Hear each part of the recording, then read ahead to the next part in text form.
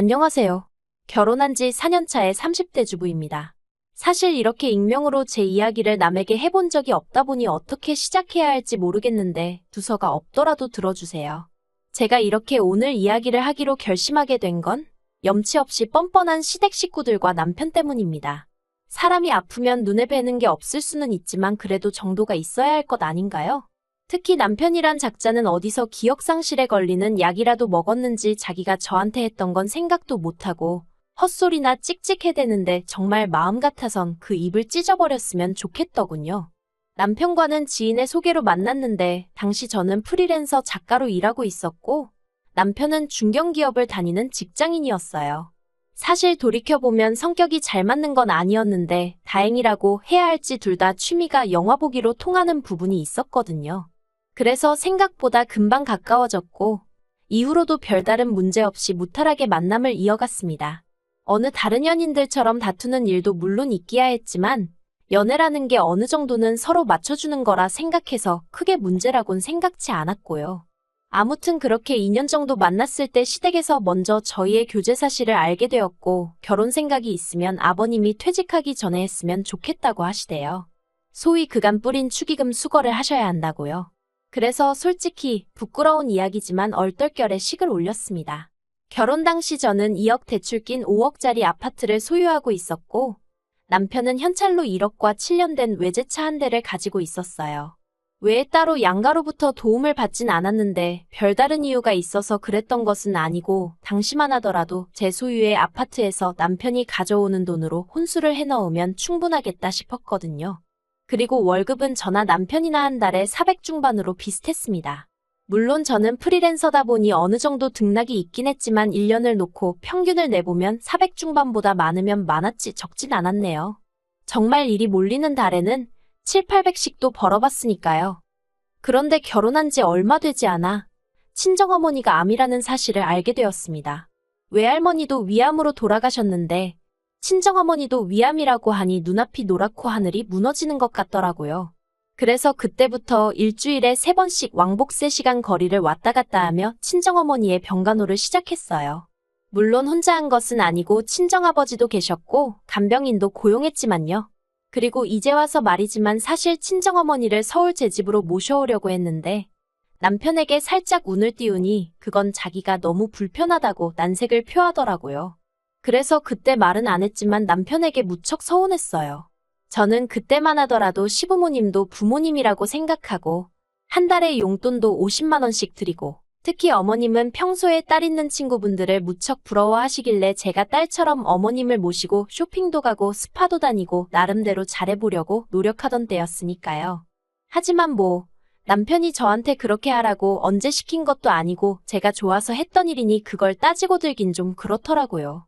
그래서 그래, 앞으로 나도 남편이 우리 친정부모님께 하는 만큼만 시댁에 하자 그렇게 생각하게 되었습니다.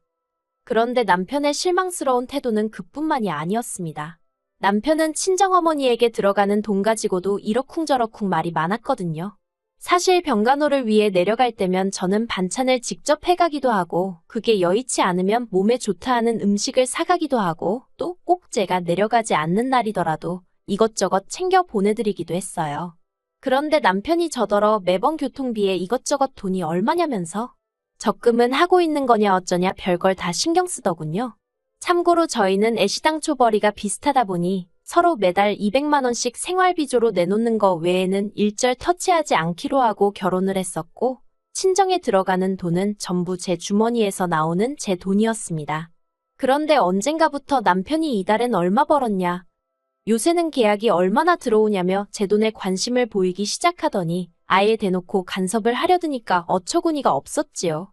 그래서 내가 당신에게 돈 1,000원 보태달라고 한 것도 아니니 관심 끄라 했습니다. 솔직히 저라고 처음부터 남편에게 말을 그렇게 냉랭하게 했던 것은 아니에요. 제가 그렇게 된 데에는 다 이유가 있었습니다. 처음 친정어머니가 암 판정을 받았을 때 제가 당시 남편에게 부탁한 게 한 가지 있었는데 그건 바로 한 달에 한두 번이라도 저와 같이 친정어머니를 만나러 가줬으면 한 것이었어요.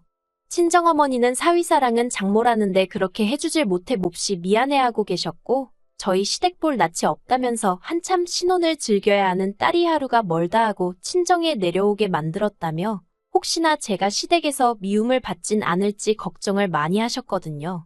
그렇다 보니 저는 남편이 이따금씩 얼굴이라도 보여드리고 장모님 걱정 마시라고 건강만 생각하시라는 그런 따뜻한 말 한마디 정도만 해줬으면 싶대요.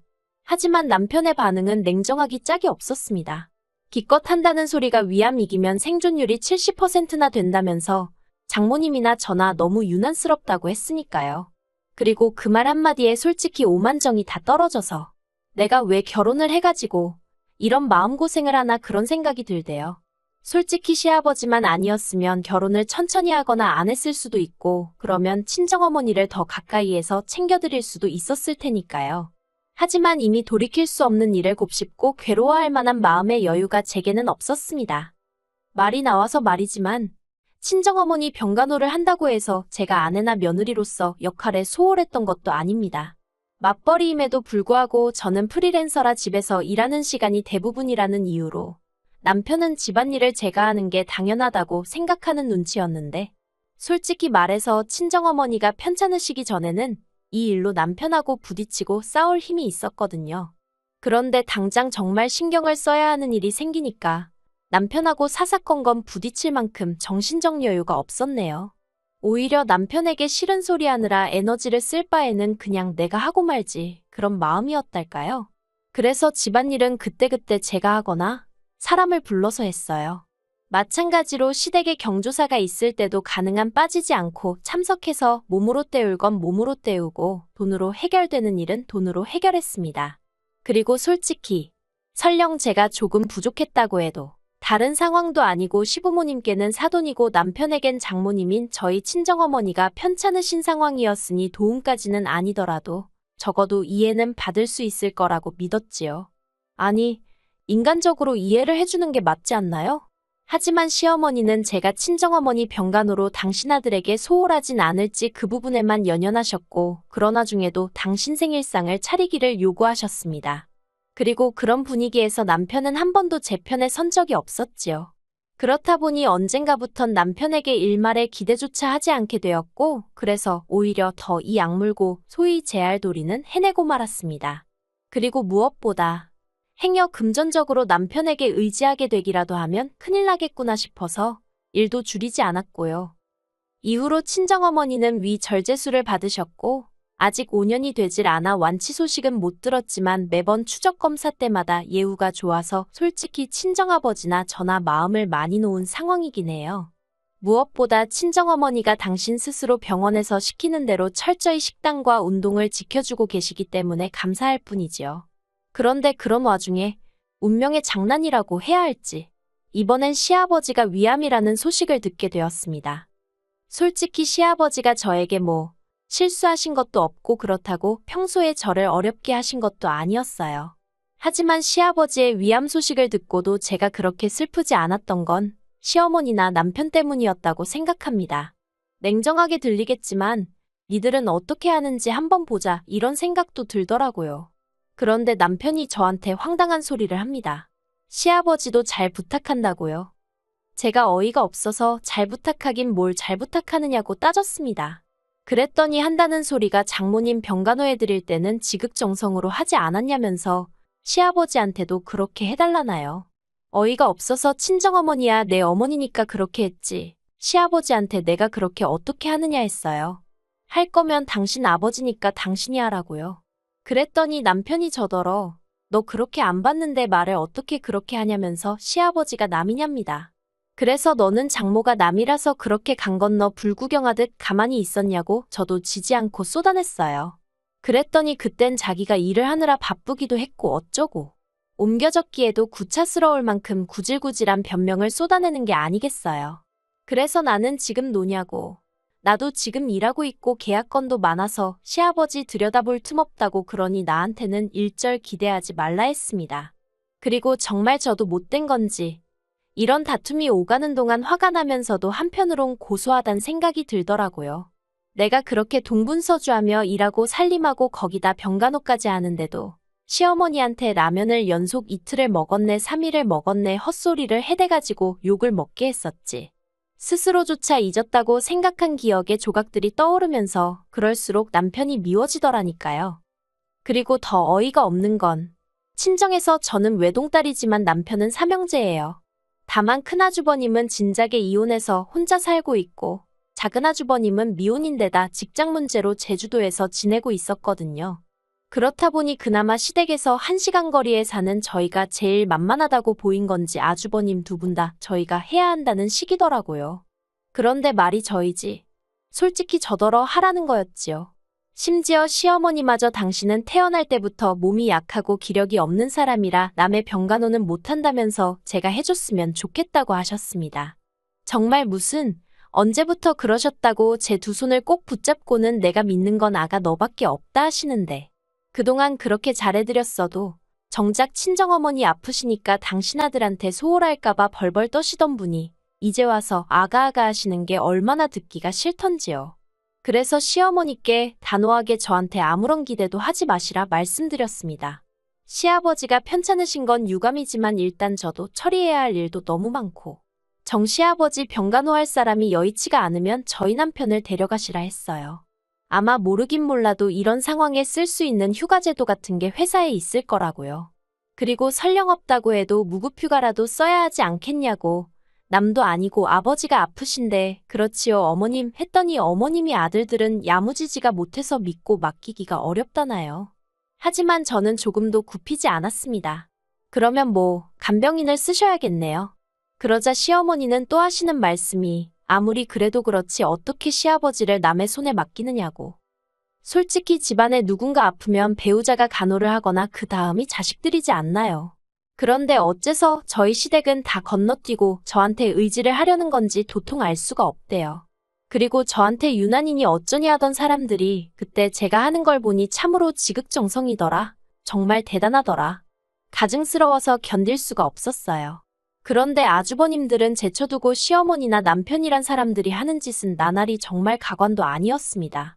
일단 시어머니는 하루가 멀다 하고 앓는 소리 죽는 소리를 하시면서 전화를 해오셔서는 머리가 아프고 손목이 어떻고 시아버지가 저만 찾는다는 거짓말을 늘어놓으셨지요. 남편은요. 자기가 밥을 안 먹으면 제가 뭐 크게 놀라기라도 할 줄 알았나 봐요. 식탁 위에 밥을 차려주는데도 본체만 채하곤 컵라면에 물 받아서 안방으로 향하는 거예요. 어이가 없어서 컵라면을 왜 안방에서 먹냐고 먹을 거면 창고방에 가서 먹으라고 소리를 질렀습니다. 참고로 집이 아무래도 제 명이고 솔직히 남편은 말이 좋아 1억이지 그 1억을 다 혼수에 쓴 것도 아니다 보니 집에 관해서는 제 목소리가 더 컸어요. 그러니까 뭐 안 먹네 어쩌네 난리를 치길래 먹지 말라고 또 소리를 질러버렸지요. 그리고는 이튿날부턴 아예 저녁을 안 차려주기 시작했더니 며칠 지나니까 지가 냉장고에서 이것저것 꺼내 먹더라고요. 웃기지도 않아서. 하지만 저를 정말 기함하게 한 건 남편과 크게 다투고 얼마 지나지 않아 있었던 일이었습니다. 아주버님 두 분은 막말로 시아버지가 어떻게 되든 말든 관심도 없는 건지 가타부타 말도 없고 오로지 시어머니하고 남편만 안달복달 난리가 난 상황이었거든요. 그리고 알고 보니 남편 회사는 가족을 위해서 그렇게 쓸 수 있는 휴가도 없고 무급휴가도 안 된다대요. 그렇다 보니 이건 뭐 빼도 박도 못하고 시어머니가 병간호를 하셔야 하는 상황이 된 거예요. 그리고 남편은 이런 이야기를 저에게 전하면서 이제 정말 도와줘야 하지 않겠냐고 언제까지 화풀이를 할 거냐면서 저를 또 자극했습니다. 화풀이라. 솔직히 말해서 친정어머니의 예우가 좋았으니 다행이지 돌아가시기라도 했다면 저는 평생 남편을 용서하지 못했을 거예요. 이렇게 남편하고 살고 있지도 않았겠지요. 그런데 남편은 어쨌든 장모님은 이제 멀쩡하시지 않냐 그리고 그때는 나도 뭐 사정이 있었다는 말 같지도 않은 소리를 하면서 저더러 서운했다면 자기가 미안하답니다. 그런데 세상 일이라는 게 미안하단 말 한마디로 해결이 되는 일이 있고 아닌 일이 있잖아요. 저에게 친정어머니에 관한 일은 후자였습니다. 남편이 아무리 저에게 미안하다고 해도 그 응어리가 풀어질 것 같지 않았어요. 그런데 지나가는 말처럼 몇 번 그것도 솔직히 그 음흉한 속내를 제가 아는데 이제 그만 화풀이를 하라니 제가 화가 더 나면 더 났지 풀어질 리가 없었지요. 그랬더니 남편이 급기야는 저더러 그럼 간병인 쓰게 돈이라도 달래요. 어이가 없어서 당신 그동안 번 돈은 뭐 했는데 나한테 돈까지 내놓으라고 그러냐고 물었습니다. 그랬더니 저더러 자기 돈이 있고 없고를 떠나서 저더러 그럼 며느리 도리는 아예 안 하겠다는 거냐고 오히려 화를 내는 게 아니겠어요. 그리고 저도 더는 참을 수가 없어서 너는 그 잘난 사위 노릇했냐니까. 이미 지나간 일로 시비 좀 그만 걸라나요? 지금은 일단 아프신 시아버지한테 집중을 하자면서 시아버지만 괜찮아지시면 그때 다시 이야기하자고요. 말 같지도 않아서 제가 나랑 이렇게 힘겨루기 하는 사이에 차라리 내려가서 아들 노릇이나 하라고 했습니다. 그러다 시아버지 돌아가시고 후회하지 말라고요. 그런데 웃긴 건 그러면서도 남편은 곧 죽어도 안 내려가대요. 시어머니는 시어머니대로 시아버지가 위암 3기라며 돈은 돈대로 쓰고 낫지도 못하면 어떡하느냐고 간병인도 안 쓰시고 계시고요.